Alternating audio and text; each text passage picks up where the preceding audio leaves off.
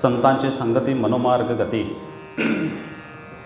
आकळावा श्रीपती येणे पंते रामकृष्ण वाचा भावा हा जीवाचा आत्मा जो शिवाचा रामजप एकतत्व नाम साधिती साधन द्वैताचे बंधन न भादिजे नामामृत गोडे वैष्णवा लादली योगी ह्या साधली जीवन काळ सत्वर उच्चार प्रल्हादी बिंबला उद्धवा लादला कृष्णदाता ज्ञानदेव म्हणे नाम हे सुलभ सर्वत्र दुर्लभ विराजाने। आजच्या ह्या प्रवचन सेवेनिमित्त आज दुसरा दिवस आहे। तर ज्ञानेश्वर महाराज ह्या अभंगातून आपणाला काय प्रतिपादन करतात, तर संतांच्या संगतीत राहिल्यानंतर आपला काय उद्धार होतो, ह्या उद्धाराबरोबर आपणाला आपलं जीवन कसं चांगलं करता येईल, व्यवहारिक जीवनाबरोबर पारमार्थिक जीवनसुद्धा आपल्याला किती सुलभरित्यानं पार करता येईल, ह्याच्यातून आपल्याला प्रतिपादन करून सांगतात। जसे पहिल्या चरणामध्ये ते सांगतात की संतांची संगती मनोमार्ग गती आकळावा श्रीपती येणे पंते। जर आपण संतांच्या संगतीमध्ये जर राहिलो, संत म्हणजे कोण, ज्याने आपणला नव्हे तर ह्या पृथ्वीतलातील मनुष्य जीवाला सांगितलं गेलं की तुझा उद्धार कशामध्ये आहे, तर तू हा जग पाहतो आहेस, विषयामध्ये जग शोधतो आहेस, हे जग नसून तर तुझा चिरंतर कायमस्वरूपी असलेल्या आनंदात सच्चित आनंदा रूपामध्ये तू कसा राहायला पाहिजेस, हे सत्संगतीच्या रूपातून राहतात आपणला समजून येतं। म्हणून संतांच्या संगतीत राहिलं पाहिजे असं ज्ञानेश्वर महाराज सांगतात। रामकृष्ण वाचा भावा हा जीवाचा, हे मी थोडक्यात सांगतो, नंतर आपण संक्षिप्त पोहूया, कारण की एका एवढा आपल्याला वेळ नाही आहे कारण हा अभंग मी जाता घ्यायचा म्हणला, कारण का ह्या अभंगाचा कमीत कमी भरपूर तास लागतील अशा विश्लेषण करता येईल, कारण मोठमोठे ह्याच्यावरती कीर्तन प्रवचन होतात, पण आपण हे आता एक अर्धा पाऊण तासातच थोडक्यातच सांगायचं आहे। रामकृष्ण वाचा भावा जीवाचा आत्मा जो शिवाचा राम जप, जो भाव आहे जीवाचा राम जपायसाठी जो भाव आपल्याला जीवाचा पाहिजे आहे ते कुणाचा आहे, ते शिवाचा सुद्धा आहे, कारण त्यांचा जे शिव म्हणजे कोण, शंकर, तर त्यांचा शंकरांचाच मंत्रसुद्धा आहे रामकृष्ण रामकृष्ण, ते जपतात। मग आपल्या जीवाचं काय आहे ते पण जपलं पाहिजे। मग शिवाचा जसा आहे तसं आपल्या ह्या जीवाचं असेल तरच ह्या परमात्रूपी जे शे आहे हरी, त्या हरीलासुद्धा हे आवडणार आहे, हा मंत्र आवडणार, कारण आपण हा मंत्र जपल्याशिवाय ह्या नाम घेतल्याशिवाय आपली ह्या जीवनात सद्गत नाही आहे। कारण का जर का नामावर आपण जर भर दिला तर आपण कसं ह्या जीवनात सुखी व्हाल हे यातून सांगितलं गेलं आहे। एकतत्व नाम साधिती साधन, मी साधनसुद्धा आपण केलं पाहिजे। नाम हे साधन आहे, कारण साधनामध्ये एवढी ताकद आहे की साधन जर आपण नाही केले, आपण कुठलेही कृत्य करत असताना, कुठलेही काम करत असताना, तर ते जे आपण एका पद्धतीनं म्हणजे एका स्वरूपानं म्हणजे ते पूर्ण काम कसं होईल तर त्याला एक साधन म्हणतात। त्या साधना पद्धतीनेच आपण केलं तर ते साध्य होतं, ह्या पद्धतीने गेलो तरच।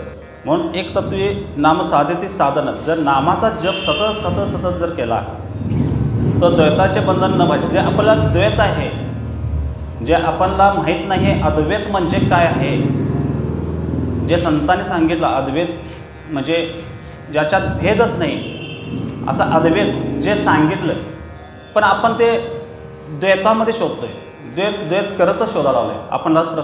हे ह्याच्यानंतर आपल्याला सुख मिळेल, याच्यानंतर सुख मिळेल, हे आपण सगळ्या गोष्टी द्वैतच करत जायला लागले, पण अद्वैत संतांनी सांगितलं हे आपणच विसरलो आहे। म्हणून त्यांनी काय सांगितलं, एकतत्व नाम साधिती साधन, तुम्ही जर हे तत्व म्हणून जर तुम्ही साधनच केला तर तुम्ही साध्यापर्यंत पोचायला काय तुम्हाला शक्य होणार नाही, शक्य होईल असं त्यांनी सांगतात। नामामृत गोडे, मग ह्या नामाचे आपल्याला गोडे लागले, ह्या शरीराला ह्या देहाला जर नामाची जर गोडी लागली तर नाम काय करतं की तुमच्या मुखामध्ये, तुमच्या अंतकरणामध्ये जे मल विक्षेप और दोष आहेत हे घालवण्यासाठीच ते नाम तुमचं काम करतं, हे साधन काम करतं. मग हे साधन जर आपणला फिट केलं, एक जोड दिला तर नामाची आपल्याला गोडी लागते. ही गोडी अशी आहे ते आपण वैष्णवाला, आपण जे वैष्णव म्हणून म्हणतो आपण स्वतःला, तर हे गोडी लागते. गोडी लागले तर योग्य साधले जीवन कळा. ही जीवनाची जी कळा आहे, जे आपण शोधतोय, सातत्य जे शोधण्याचा प्रयत्न करतो, सुख शोधायचा प्रयत्न करतोय, ही जीवन कळा आहे. ही तुम्हाला म्हणजे योग्याची जीवन कळा शोधतात. म्हणजे कसे काही योग आहेत, त्या योगात तिथपर्यंत गेलेत का, पोचलेत का, ते नाही पोचले का, तर ते कुठं तर म्हणजे अर्धवट थांबलेले आहेत. त्यांना ज्ञानरूपी झालेलं नाही आहे, ब्रह्मरूपी ज्ञान झालेलं नाही आहे. ते कुठं तिथं त्या योग्याच्या स्वरूपात म्हणजे योग्य स्थितीत ते थांबले आहेत.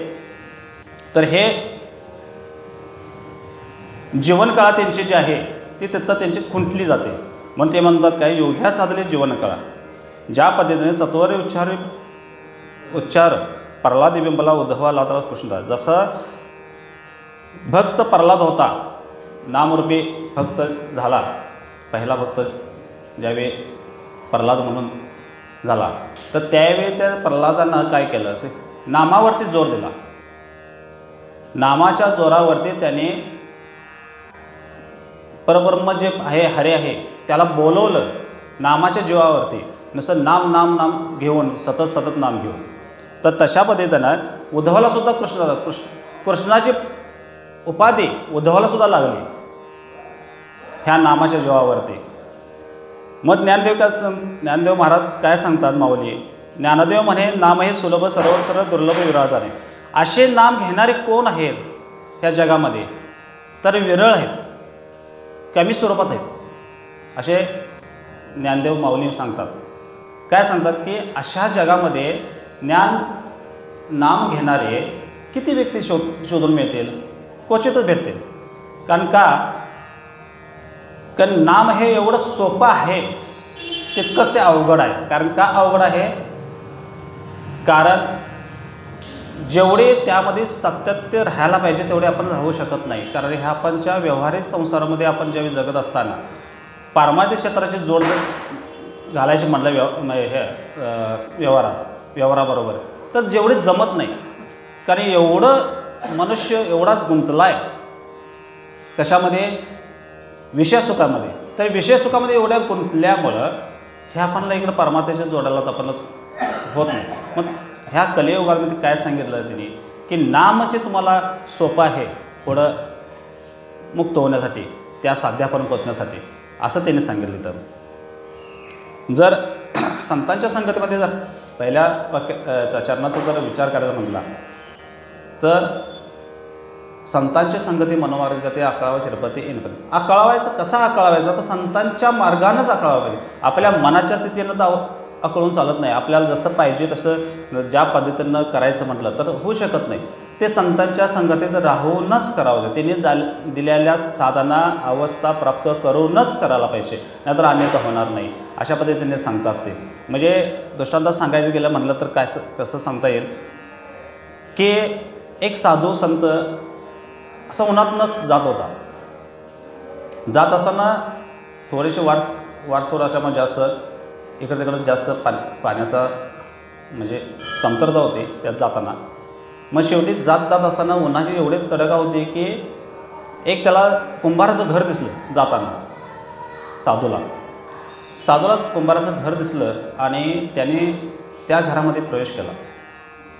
त्या कुंभाराला सांगितलं की मला थोडं पाणी मिळेल का.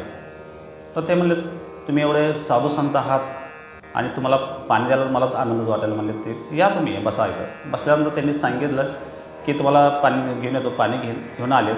तर त्यांची नजर पाणी घेऊन येत असताना त्यांची नजर त्यांच्या मडक्याच्या ढिगारावरती गेली. जे मडके कुंभार असतात ना एकामेकावर त्या ढिगारावर गेले. त्या मडक्याचे एवढे होते की 100-150 असतील काय असतील ते, पण त्या मडक्यातनं एक मडकं सेपरेट बाजूला काढलं होतं. साधूंचं लक्ष त्या इतर 100-150 मडक्यावरती गेलं नाही, सेपरेट एक साईडला जे स्वतंत्र एक मडकं होतं त्याच्याकडे गेलं. साधूने ते पाणी घेतलं आणि पीत असतानाच त्यांना विचारलं, अहो तुम्ही कुंभारबा तुम्ही ते मडकं बाजूला का ठेवलं आहे? तर ते म्हणले, सगळे येतात चांगलं मडकंच घेऊन जातात, ते मडकं म्हणले एक थोडंसं होल म्हणजे एक छिद्र पडले त्यामुळे ते घेत नाहीत कोण, आणि ते बाद आहे म्हणून आम्ही बाजूला काढलं. तर म्हणले तुम्ही मला एवढी तहान लागली आणि मला पाणी दिलं, माझे तुमच्याकडे काम आहे. तर म्हणले काय? ते कुंभार मामा म्हणले काय तुमचं काम आहे? तर मला म्हणले मी सांगेल ते तुम्ही देणार का? तर दिलं. आता पण काय मागेल ते देतो मी तुम्हाला, तुम्ही एवढे साधू संत आहात आणि तुम्ही मायानं मागितलं हे माझं भाग्यच आहे. म्हणजे तुम्ही काय सांगा मी तुम्हाला द्यायला तयार आहे. तर त्याने सांगितलं साधूनं की मला ते बाद झालेलं मडकं दे, बाद झालेलं मडकं द्या. तर ते म्हणले इतके चांगले मडके आहे, सुंदर आहेत, टिकाऊ आहेत, ते मडकं मागा तुम्ही कुठल्याला मडकं का मागताय? छिद्र पडलेलं होल पडलेलं मडकं का मागताय? तर त्यांनी सांगितलं मला तेच मडकं पाहिजे, मला दुसरं कुठलं नको आहे. शेवटी त्यांचा वादविवाद झाला आणि थोडे नंतर कुंभाराने सांगितलं बरं तुमची इच्छा असेल तर घेऊन जावं. ते मडकं घेतलं साधूने आणि सरळ आलेत आपल्या शंकराच्या महादेवाच्या मंदिरामध्ये. महादेवाच्या वरती जे आपण पाणी सोडतोय वरती महादेवाच्या पिंडीवरती, त्याने तिथं त्यांना ते मडक्याला बांधलं. बघा, ज्याची किंमत नव्हती त्या साधूच्या संगतीनं त्या महादेवाच्या पिंडीवरती त्या मडक्याचं किती महत्त्व आलं. मग आम्हाला काय येणार नाही, येणार ना. मग हे साधूच्या संगतीत राहिलं तरच आपल्याला भाग्याला मिळतं. नंतर आम्ही एकामेकाला बोलणं चालणं ह्याच्यातनं व्यवहार जीवनातनं राहत असताना हे जर साधू संतांची म्हणजे किंमत नाही समजली किंवा साधू संत नाहीच समजले तर आम्हाला हे परमार्थ क्षेत्रात आपल्याला येण्याचं वळणच लागणार नाही. म्हणून ज्ञानदेव महाराज सांगतात, ज्ञानेश्वर महाराज सांगतात की संतांच्या संगतीत राहावा. जसं मडक्याला बाद झालेल्या मडक्याला जसं स्वरूप लागलं त्या शंकराच्या पिंडीवरती पाणी पाडण्यासाठी, तसं तुमच्या कुठल्याही वळणावरती साधू संतांचे जर संगत लागले तर तुमचा जीवनमार्ग हा बदलल्याशिवाय राहणार नाही. अशा पद्धतीनं त्यांनी संतांच्या संगतीतला हा तुम्हाला सांगण्याचा एक हे झाला दृष्टांत सांगितला तुम्हाला. रामकृष्ण वाचा भावा जेव्हा आत्मा जे शिवाचा राम जप. जसं शंकरांनी रामकृष्ण हा जप जपला, मग ते हरे हरे हरे हर एकमेकाचे शेज आहे. म्हणजे काय, हां, हरे हरे नाही भेदाभेद. त्यामुळं ते एकमेकाचे म्हणजे साधकच आहेत, एकमेकाचे भक्तच आहेत एकमेका. जसं हरीचा जप जसा शंकर महादेव करतात तसा आपल्या जीवाचा पाहिजे हो. जर ते करत असतील तर आपल्याला करायला काय अडचण आहे. जर तो आत्मा म्हणजे भाव जो जीवाचा आहे आपला तो शंकराचा सुद्धा आहे, म्हणजे दोन्ही एक आहेत हे जाणून आपण तिथं हे केलं पाहिजे, साधन केलं पाहिजे. मग एक तत्व नाम साधती साधन देवताचे बंधन न बाधीचे. जर एकच तत्व जर असेल म्हणजे एकच तत्व आपल्याला म्हणजे तत्व म्हणजे काय, तत्व असे महावाक्य आपल्याला जे साधू संत सांगतात. म्हणजे सामान्य आपण नाम घेतो, सामान्य नाम घेतो, पण ते गुरूंच्या मुखात आलं तर ते विशेष नाम होतं. ते जे विशेष नाम आहे ते तत्वमशी महावाक्य म्हणजे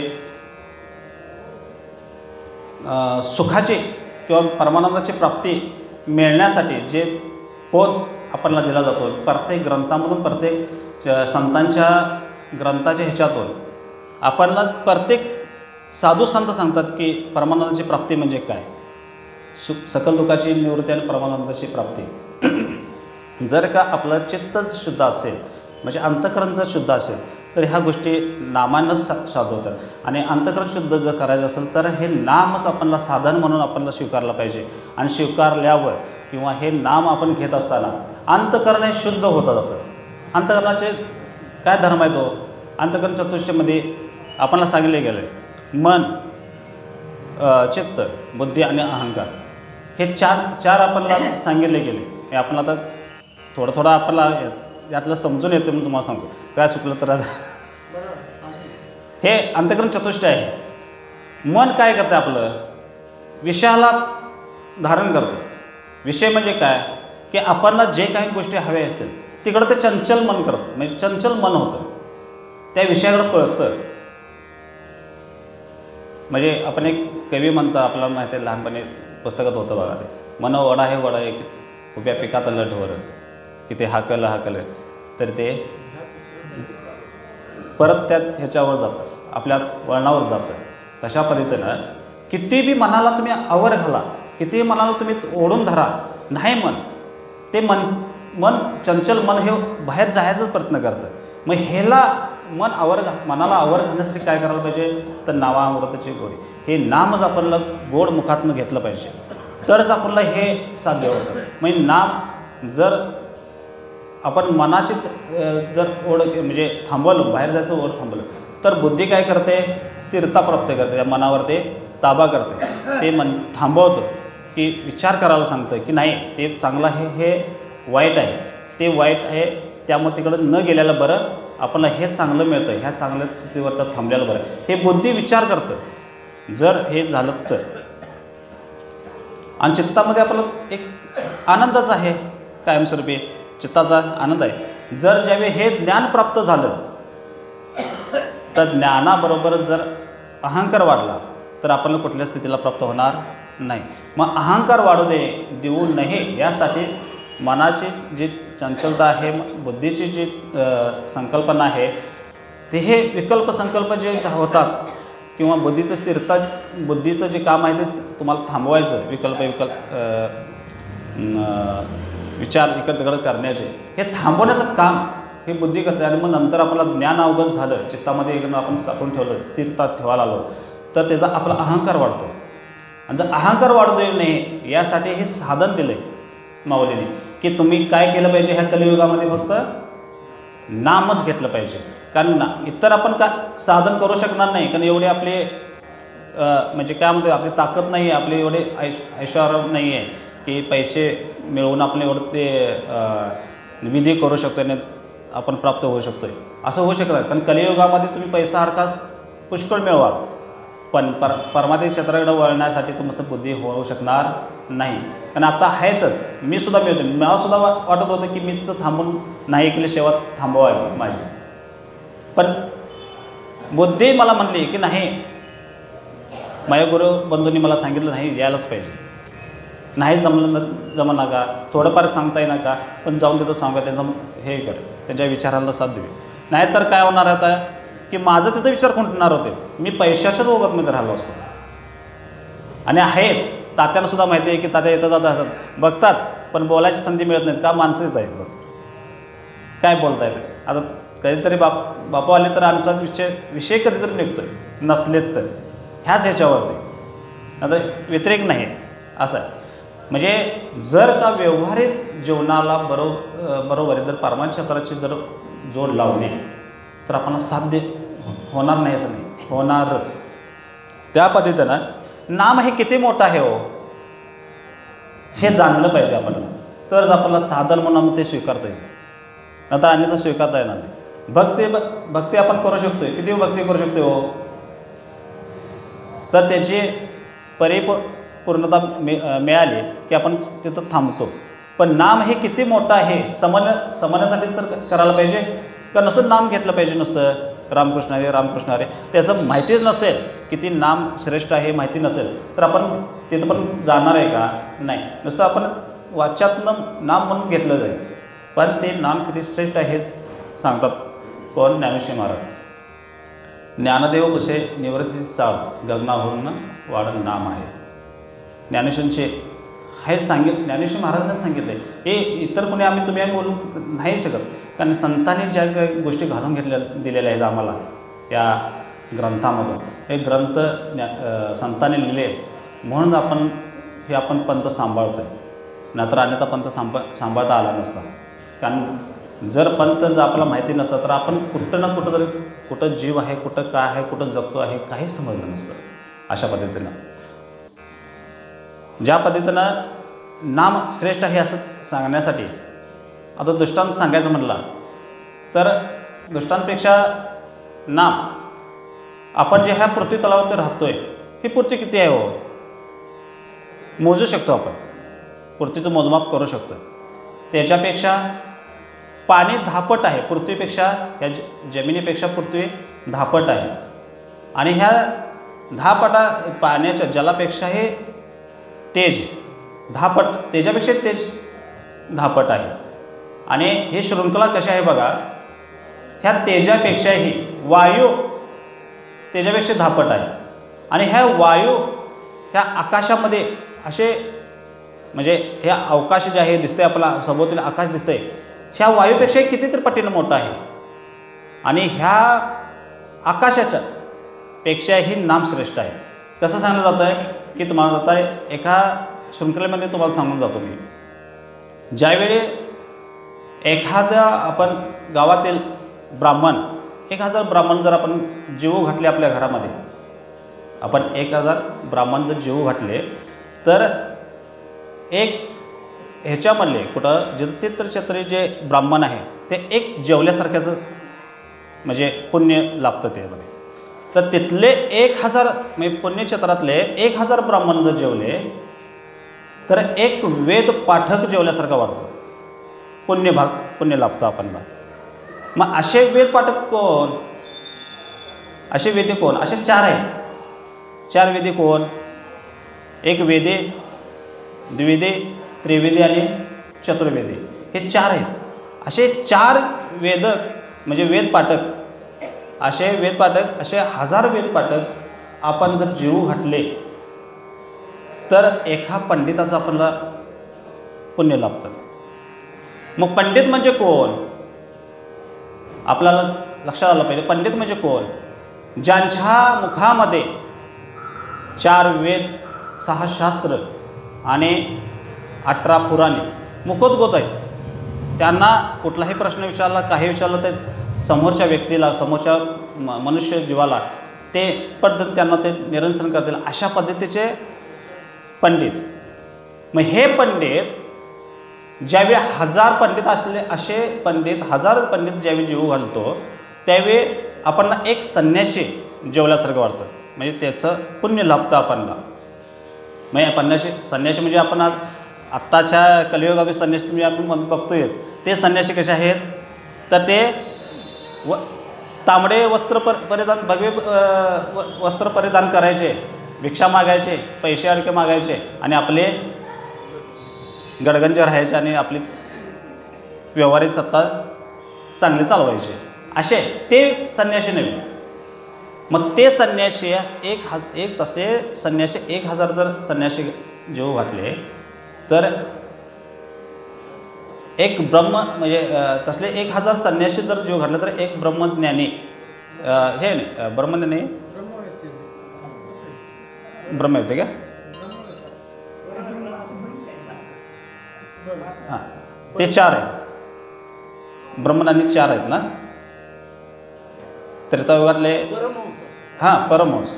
असे संन्यासी जीव घातले तर परमहंस जेवल्यासारखे आहे. मग असे परमहंस कोण, जे सत्ययुगातले,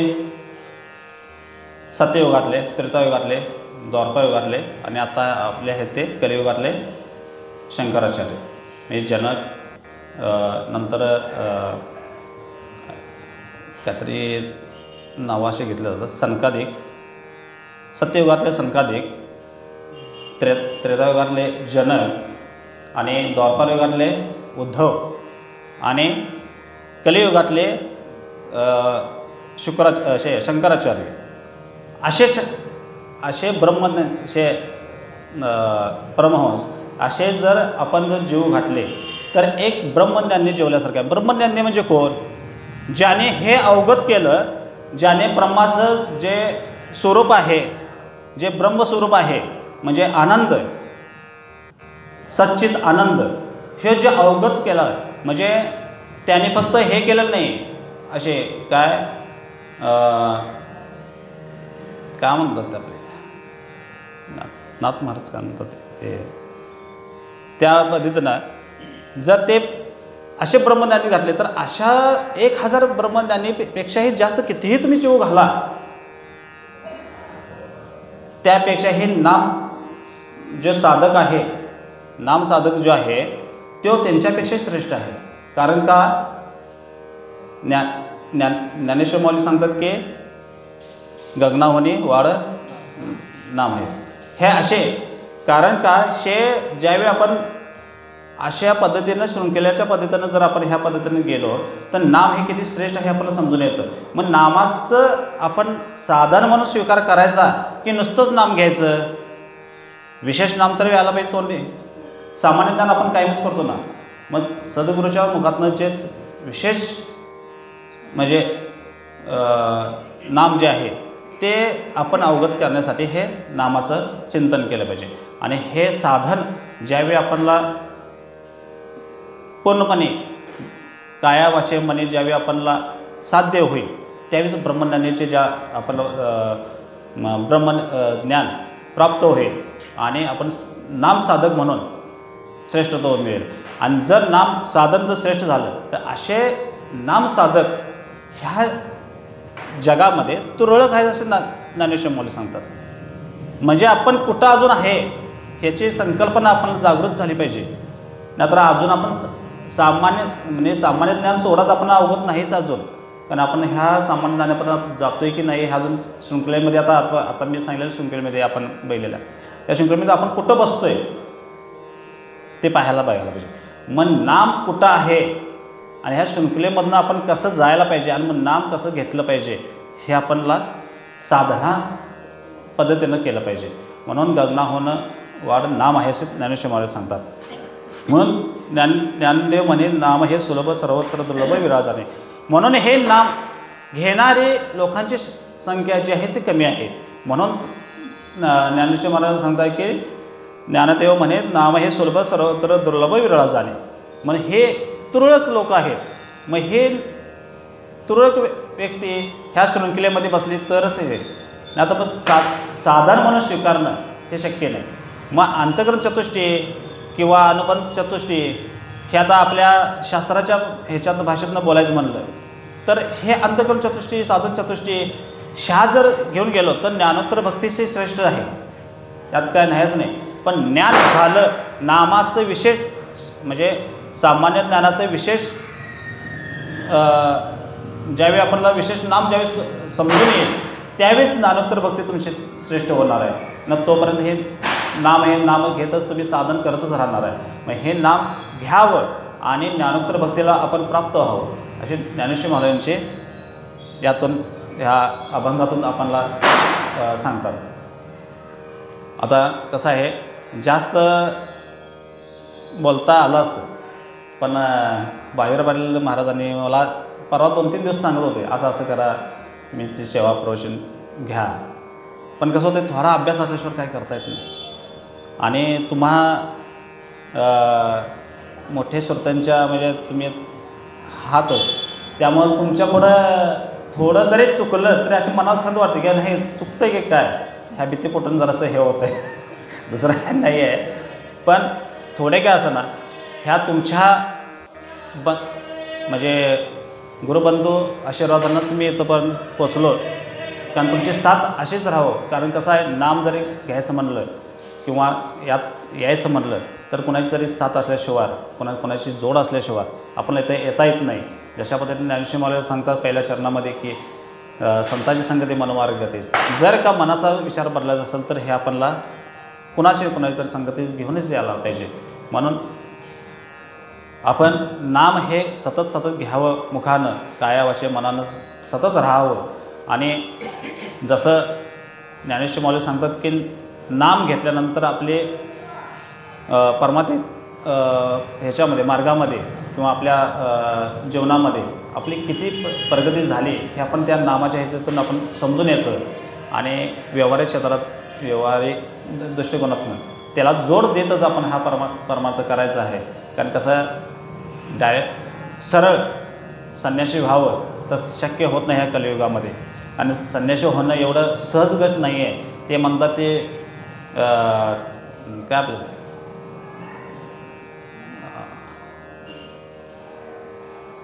मग सहजासहजी असं आपण जाऊन बाहेर या संसारात बाहेर पडतो आणि परमार्थ करतो हे सुद्धा आपल्याला मान्य होणार नाही. कारण आपल्याला जीवन जगत असताना परमार्थी जोड घालावीच लागते.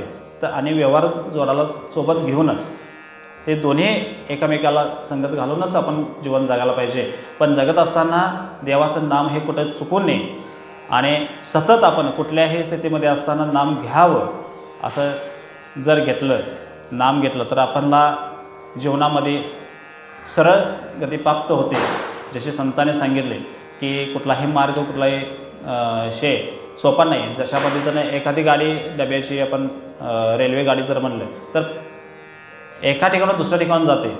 जसं नाम तुम्ही इथं जर घेतलं तर नामाच्या स्वरूपातनं गाडीत तुम्हाला गतिप्राप्त होणारच आहे. पण प्रत्येकाच्या स्थितीनुसार असतं.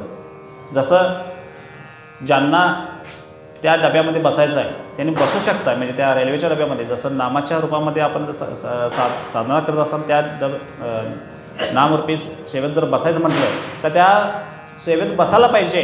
आणि तो मार्ग स्वीकारत असताना ते एका ठिकाणी फ्लॅट कुठं आहे ते सच्चित आनंद जे स्वरूप आहे ते त्या फ्लॅटवरतीच थांबणार आहे. पण कोणाची किती स्थिती आहे, कोणाचा किती अधिकार आहे त्याच्यानुसार ते प्राप्त होणार आहे. कारण शेवटी त्या फ्लॅटवर नेऊन सोडणार आहे नामरूपी जर आपण साधन केलं तर. आणि ते नामरूपी साधन करत असताना जर तिथं फ्लॅटवर सोडलं तर आपण किती अधिकारानं तिथं पोचलो आणि कुठल्या मार्गाला जायचं त्या फ्लॅटवरनं आपण ठरवायचं आहे.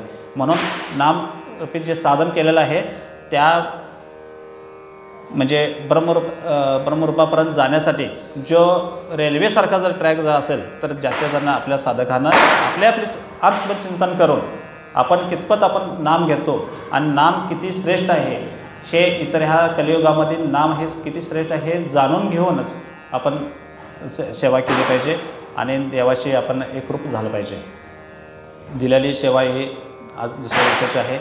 आणि जेवढं काही माझ्या मुखातनं आलं जे का चुकून काही शब्द चुकीचे गेले असतील ते माझ्या वाणीचे असतील असं समजा.